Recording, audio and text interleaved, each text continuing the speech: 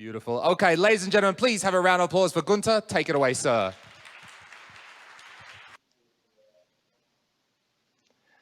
Well, thanks a lot for giving me this opportunity, and thanks as well for having consideration for a 20-minute talk and a 24-hour flight.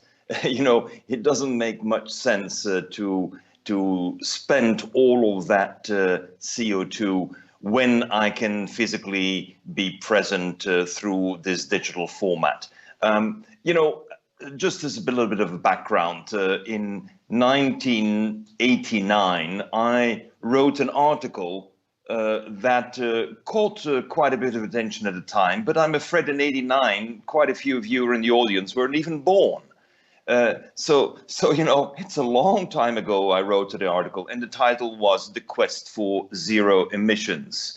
You know, I had been a publisher of the books of Lester Brown and the World Watch Institute, and each year they gave this extraordinary summary of everything that is going wrong in the world. The book was called The State of the World. It was an annual edition. And after reading as publisher of the book in several European editions, after reading this for 5 years in a row, I thought that the only thing I could do as an entrepreneur was to commit to zero emissions and zero waste. It was something that was out of the world at the time. No one really considered it viable until I got the opportunity 2 years later to push the button on the construction of the first factory in Europe, which was built in Belgium, the first factory that actually attained zero waste and zero emissions. We were a detergents company. It's relatively easy. You take a raw material, you transform it through an exothermic process, and you're generating a biodegradable product. Now, it was a revolution because my factory was self-sufficient in power. It had its own reed bed to treat the water. And since we have also cold winters, not as cold as you guys have in the Baltics, but since we also have cold winters, we needed to spread the liquids after the biological treatment on the roof. But that allowed us to also have at the same time a kind of an ice cap created on our factory that would serve as a perfect insulation. Nothing all that extraordinary, but it was done, it was implemented, and it worked. On top of that, I paid my workers €0.50 a kilometer to ride the bicycle to work. And when you put all of that together, you indeed can get to zero waste and zero emissions.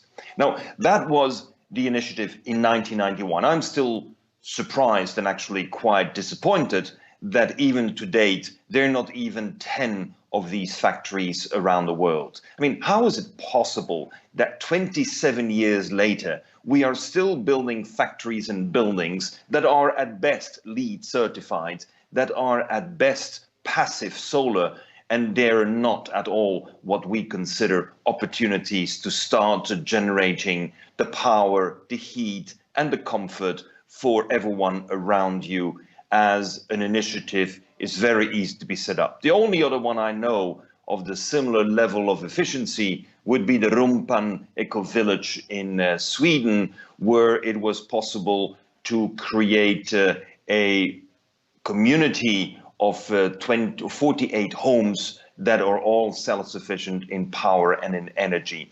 It is surprising to see that whereas communities have decided to do this, industry and entrepreneurs have not done it. I am, in the end of the day, a person who is inspired by nature. In nature, no one needs that additional power, and everyone is generating electricity. It is our lack of insights on how nature really works that has given this extraordinary overconfidence in the engineering capabilities of the individual. Let me give you just an example. Every whale is capable of pumping 1,000 liters of blood with only 6 volts of direct current. Now, just ask any engineer who's an expert in pumping, could he or she succeed in pumping 1,000 liters with 6 volts? And on top of that, the whale is doing that for 80 years without any maintenance. Wow, Aren't you inspired by nature? And ask yourself the very simple question, not how the apple dropped down from the tree. Ask yourself the question, what are the laws of physics that permit the apple to go against the law of gravity? Now, if you have an insight on how every apple tree is able to get about 500 kilograms of apples into its branches against the law of gravity, then indeed we're starting to see a grand opportunities to engage in a very different design of our society, of our energy consumption, of our information exchanges. And I think this is what we are missing today. Do we have the revolutionary thinking? Are we prepared to go beyond the obvious? And are we ready to really see the grand opportunities? And why not take nature as the basis of our inspiration? Let me focus on one particular issue that has driven our designing and our entrepreneurial initiatives over the past 25 years. It's the battery. You know, just about anything that we use today, because of miniaturization and because of mobility, has gotten a logic based on the battery. Now, the battery has resulted in an explosive consumption of minerals, and this supports and drives mining. I'm sorry to say, but any solution today that is dependent on batteries cannot be considered sustainable. It is highly dependent on mining, and if you include the devastating impacts of mining, especially the lithium mining, then it is hardly possible to consider this as a solution. Some of the people say this is a transition that may be possible, but why go for the transition when you can actually define a system that operates without a battery? In nature, no one has a battery. Why do we only rely on batteries for anything that we do?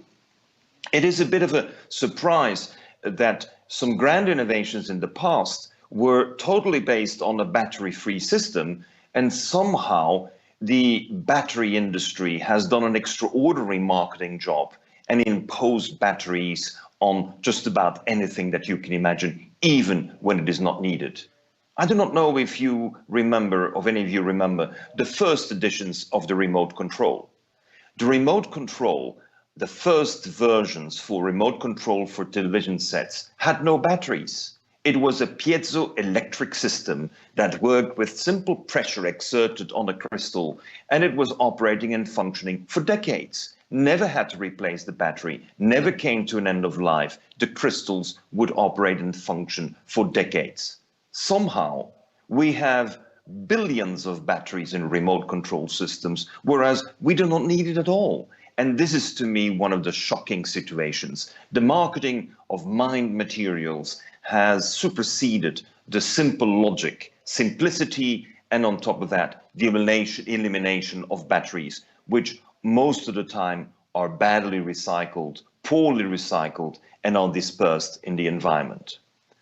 You know, when I wrote the Blue Economy, it was now 10 years ago that I summarized 15 years of initiatives whereby we introduced breakthrough ideas that are indeed revolutions of its kind because we changed the rules of the game. The technologies themselves were not, I believe, that revolutionary or that breakthrough. We're not talking about going to Mars, nor the genetic splitting of genes. We are talking about simply designing new business models where we are using what is locally available.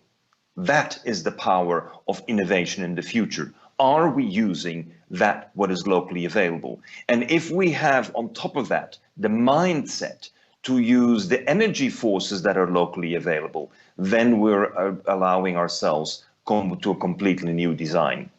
I do not believe that competitiveness in the future will depend on our capacity to sell cheaper than anyone else.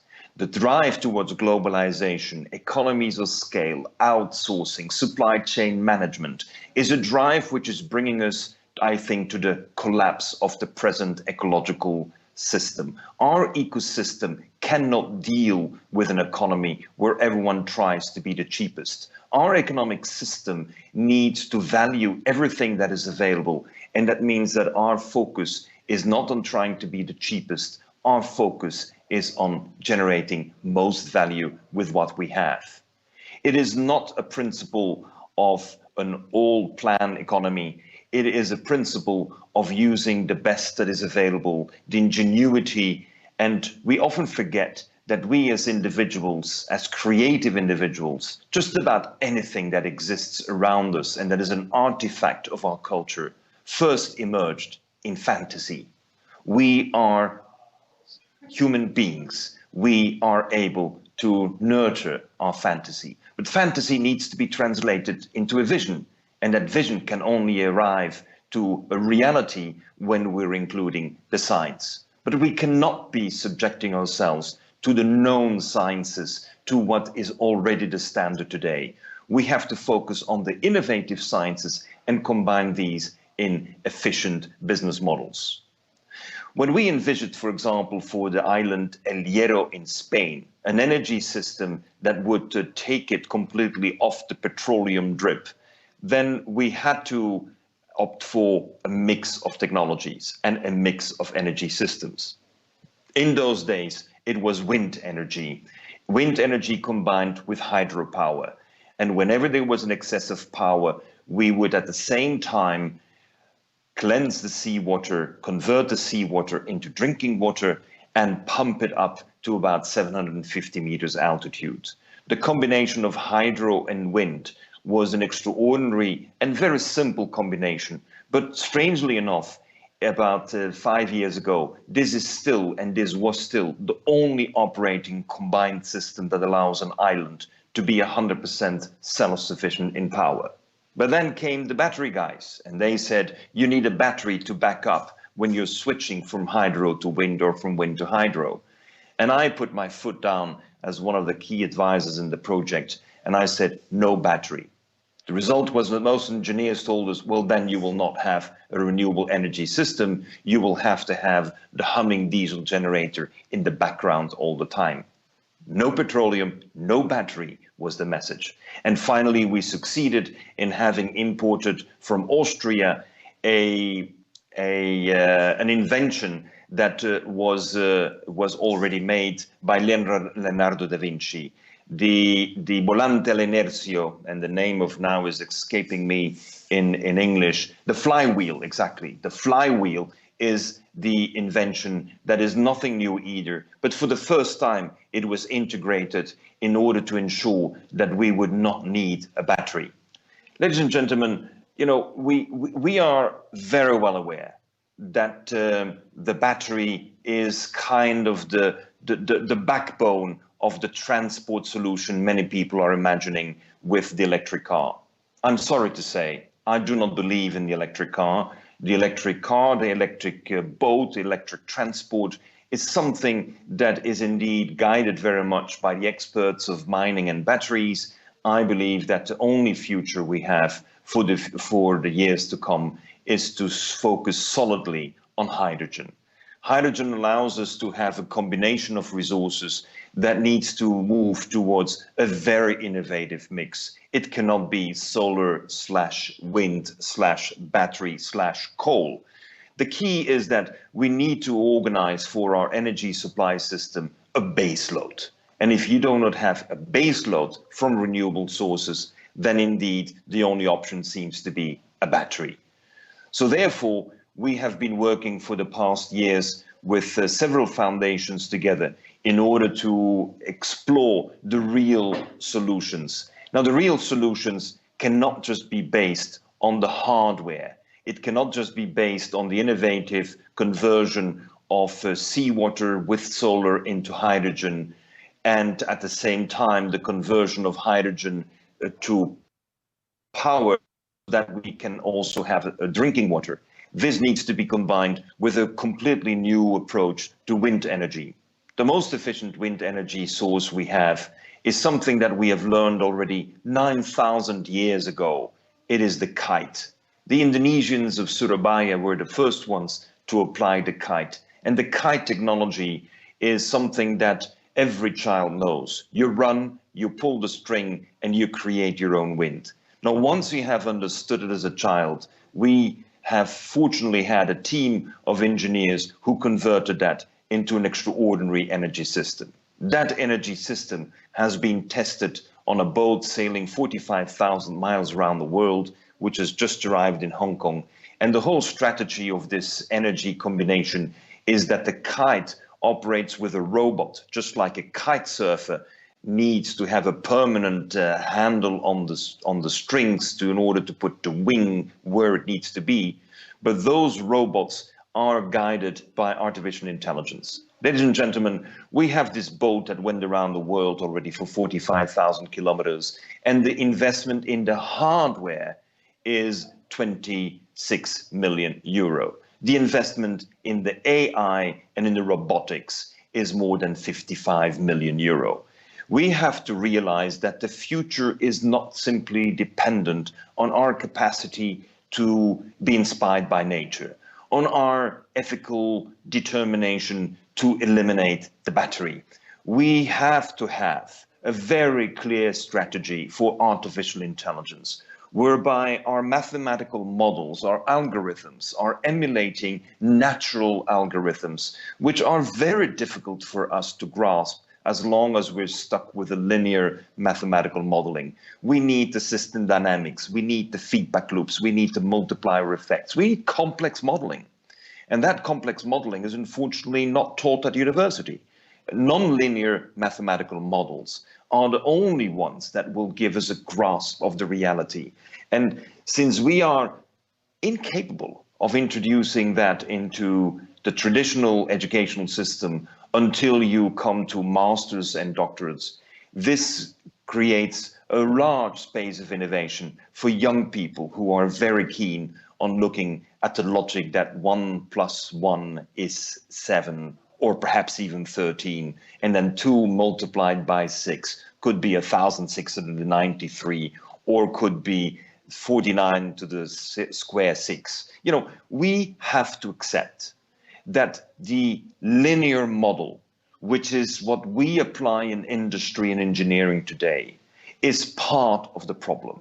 As long as we stick into linearity, any solution that we want to imagine for the present climate change drama is not going to work. We need to leapfrog, we need to jump forward, we need to be super creative. And that creative approach is going to be necessary implemented to us. That creative approach is going to be necessary by changing education. Ladies and gentlemen, let me conclude. Education is the key, but education has to be transformed not in learning what we know already. It has to be transformed in being inspired. We have to create the inspiration to the children so they can imagine a much better future. Every child in China is learning from my fables the 7 laws of physics that permit an apple to go against the law of gravity. How come no one in Latvia knows that? How come no one in Estonia knows that? How come no one in the Baltics knows this? Could we finally ask the questions that are clearly providing discomfort for the present class of teachers so that we can unleash this incredible creativity and fantasy?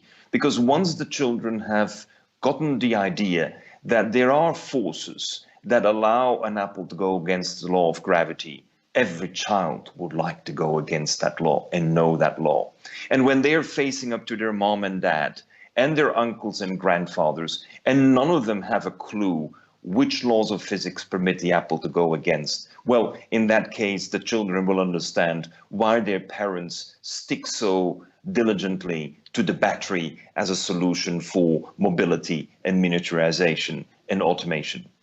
Ladies and gentlemen, we need to have a very clear commitment, not just to reduce our emissions. Zero emissions and zero waste has to be the starting point, not the goal.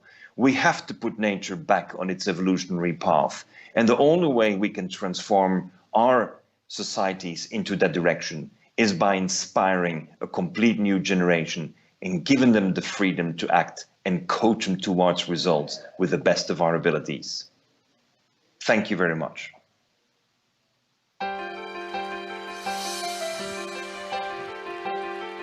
Thank you very much, Gunter.